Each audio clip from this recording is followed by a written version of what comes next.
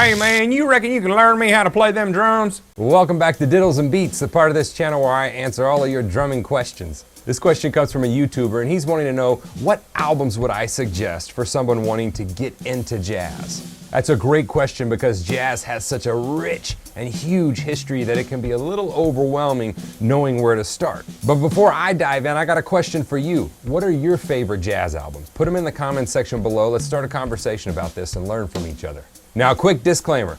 I'm not saying these are the best jazz albums. I'm not saying these are my favorite jazz albums. That's like asking me what's my favorite color M&M. I mean, come on.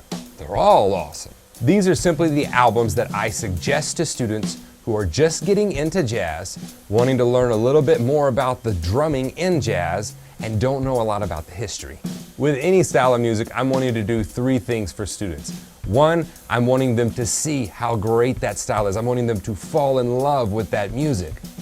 Two, I'm wanting them to see the intricacies of that style and to learn from the greats. And three, I'm wanting them to see that that style, whatever it is, has a history. Every style has a history, and we should be aware of that and know the timeline of that music. Once you get into jazz, you're going to want to start doing deeper studies on the individual players, the Elvin Jones, the Tony Williams, the Papa Joe Jones, the Art Blakeys, and way too many more to mention in this short video. On my website right now, I'm doing a study with the online students on reggae, and Carlton Barrett's playing with Bob Marley. The best way to do that is to go through a couple of albums and pick apart the grooves. So by the time we get done with this study, we'll have almost all of the grooves to Bob Marley's Exodus and Kaya albums, as well as a lot of the fills learned and looked at and dissected. That's how you study a player.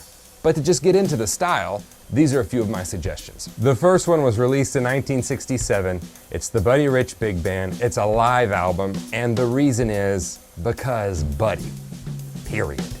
It's called Big Swing Face. It's a great introduction to the big band style. It's a great introduction to drumming in big band and how adventuresome and energetic it can be. If Buddy does anything for drummers in jazz, he shows them the passion and the energy and the fun you can have when playing that style. Now, the next two albums come from the same artist. Miles Davis was just seminal in the style, as well as I feel like his songs and his solos have such a melodic phrasing to them that they're very easy to sing along to and very easy for someone just getting into the style to grasp.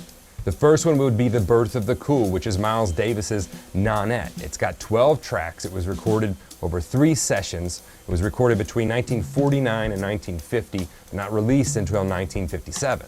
This album was a huge step for coming out of bebop and what would happen post-bebop, as well as ushering in a new style called cool jazz. It features Kenny Clarke and Max Roach on the drums, and it's just got some killer swing on it. The next one from Miles Davis that I would suggest would be Kind of Blue, which was his sextet that was recorded in 1959.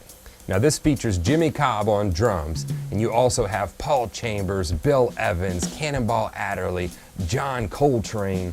I mean, would it be possible for that group to record a bad album? Jimmy's swing feel is spot on, and he does some great brushwork on this album.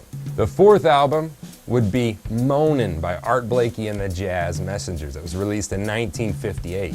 I feel that any drummer just getting into jazz should be exposed to Art Blakey because Art's playing was so swinging and he was such a mentor to so many players. All too often, if they're exposed too soon to certain players, like for instance one of my favorite players, Tony Williams. Tony was fantastic, but I wouldn't introduce a student to jazz using Tony Williams because the things that Tony was doing were largely built upon from the people that came before him. Does that mean you shouldn't listen to Tony if you're just starting out? No, not at all. It just means let's do some more research on the history before Tony came on the scene. Because if you hear early Tony versus later Tony, you'll actually see how his style progresses as he learns the language and the history of the music. And the last one, I feel like this list would not be complete if I didn't mention the 1964 recording of A Love Supreme. Now, for some of you that know jazz, you might say, I don't know if I would have included that one because it's a little bit advanced. It kind of merges the modal jazz with the bebop, with the freestyle that came later.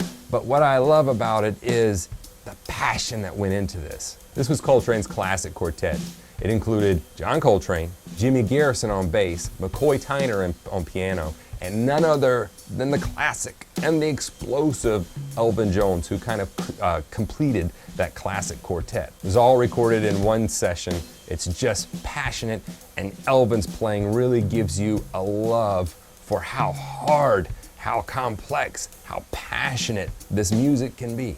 So that's it. If you're just getting into jazz, those are the 5 albums that I would suggest for you to start with. If you're interested in taking your drumming that step further, whether it be jazz, funk, rock, jump over to the website, see what a membership includes. Tune into the channel later this week on Wednesday for another drum hack, as well as another short lesson on Sunday. Jump over to Facebook, Instagram, or Twitter, hang out with me there. Follow the link below if you want to download your free pack, 30 Days to Better Doubles, and take the 30-day challenge. But regardless, I'll see you here in the next video.